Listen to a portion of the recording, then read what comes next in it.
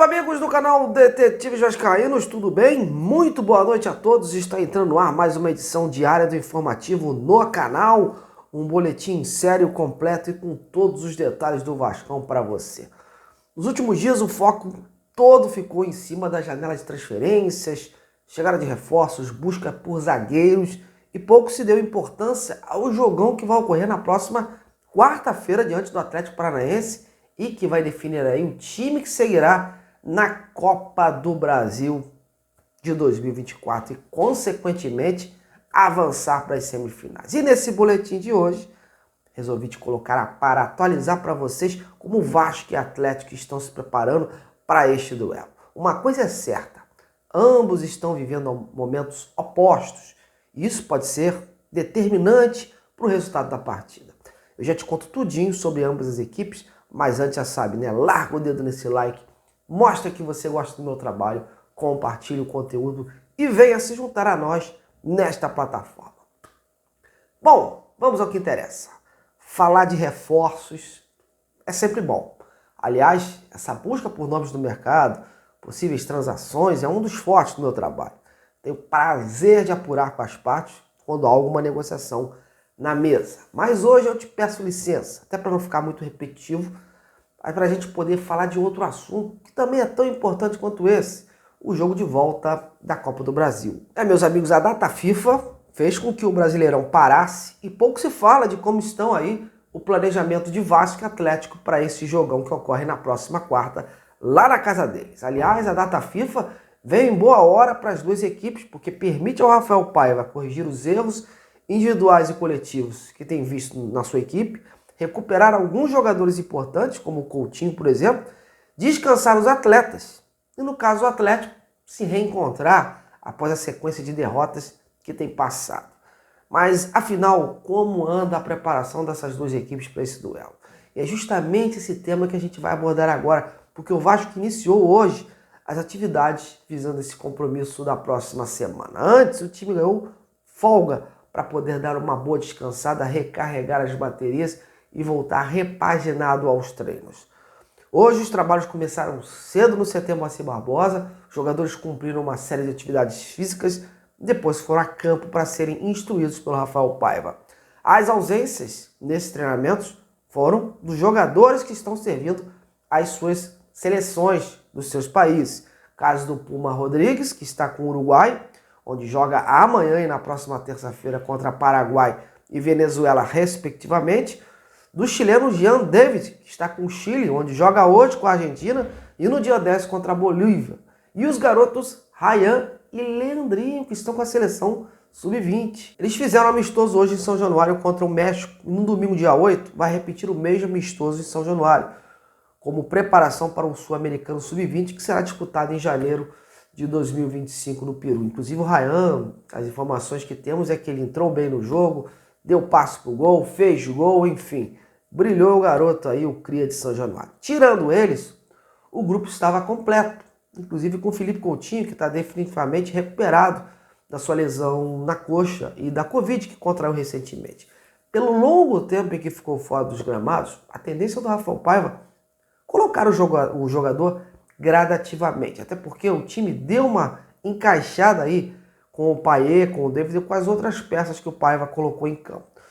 Sobre o esquema tático que será adotado contra o Atlético Paranaense. Olha, o Vasco tem uma vantagem que é jogar pelo empate. Não que o time vai entrar sentado nessa vantagem, porque quando isso acontece, na maioria das vezes dá ruim. Mas a ideia é usar a vantagem de forma inteligente. Saber usar a vantagem no momento certo. Hoje o jogo começa com o Vasco classificado, vencendo a partida. Mas ainda são 90 minutos. Se tomar um gol logo de cara, óbvio que o estádio do Atlético vai se transformar num caldeirão e as coisas podem se complicar ainda mais para o Vasco. Por isso, Rafael Paiva quer o seu time jogando com inteligência, sendo efetivo, controlando ali a marcação e impondo velocidade nos contra-ataques. Ainda não se tem uma certeza, né, se o treinador vai manter o esquema que vem adotando com aqueles 3 homens ali de frente. Com a ausência do Adson, o Ryan vinha sendo ali o seu eventual substituto.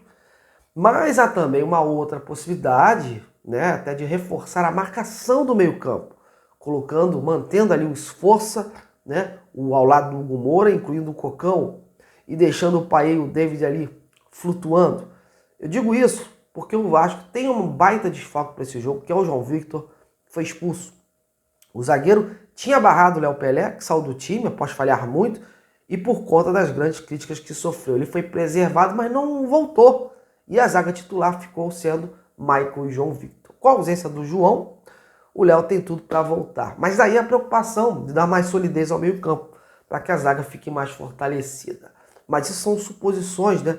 Porque há também a possibilidade dele manter o time que vinha jogando e colocou em campo no último jogo contra o Vitória, né? Tirando o treino de hoje, o Vasco ainda vai ter mais 5 treinamentos para definir aí a melhor estratégia para pegar o Atlético na Baixada. Então, vai lembrar que é um estádio de grama sintética. A bola corre mais. E controlar a bola vem sendo um dos maiores desafios do Rafael Paiva à frente do Vasco. Ele acredita que o time, sabendo se organizar ali com a bola, ficando com ela, tem possibilidade de encaixar um resultado positivo nos jogos.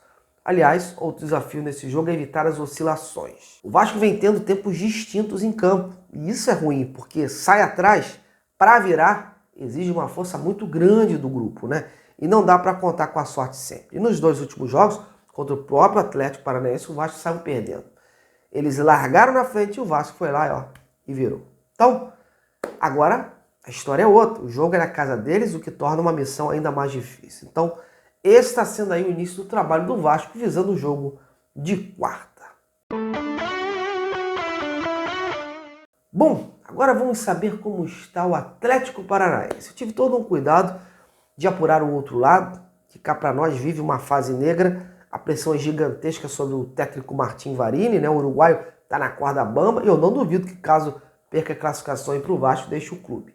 Só para ter ideia, a derrota por 2-0 para o Palmeiras no domingo passado, em casa, fez o Atlético alcançar uma marca negativa, e justamente no ano do seu centenário. Pela primeira vez na história, o time perdeu 5 vezes consecutivas em uma mesma competição jogando em casa. Além das derrotas, são 7 jogos seguidos sem ganhar na Liga Arena, casa deles, em se tratando de campeonato brasileiro, né? Isso sem falar nas atuações inconsistentes. O declínio ligou um longo sinal de alerta por lá, porque algo precisa ser feito para dar um ponto final nessa fase negativa. E pensando nisso, o Atlético, que também ganhou um dia de folga, voltou ontem aos treinamentos visando essa partida de quarta. Por lá, o objetivo é recuperar alguns jogadores que estavam lesionados e, acima de tudo, a parte psicológica do grupo. O treinador uruguaio fez questão de destacar em sua última coletiva essa necessidade de se buscar um equilíbrio emocional para voltar a vencer. Martim Varini considera que isso vem atrapalhando o grupo. Lo más importante va a ser eso, va a ser poder que los atletas descansen, que recuperen un pouco, porque eles estão esforçando muito para poder chegar a los jogos, para poder chegar a fazerlo bem. E a partir de eso, saber de que a gente tem um jogo pela frente muito importante contra o Vasco, onde acreditamos que temos muitas condições de poder ganar o jogo e avançar a las semifinales de Copa de Brasil, entonces estamos 100% focados nisso. O melhor dito, queremos voltar a vencer em casa por nossa torcida, por nossa gente, mas a única forma que eu acredito é, primeiro, o que se tem que falar, se fala portas para dentro. E segundo, trabalhar em equipe, trabalhar com o elenco que a gente tem, acreditar em eles, dar muitas ferramentas para ele melhorar, porque logicamente que a gente necessita melhorar, a gente se cobra muito dentro para que o time consiga ter um rendimento melhor, porque com certeza que não está alcançando, a gente não está conseguindo vencer.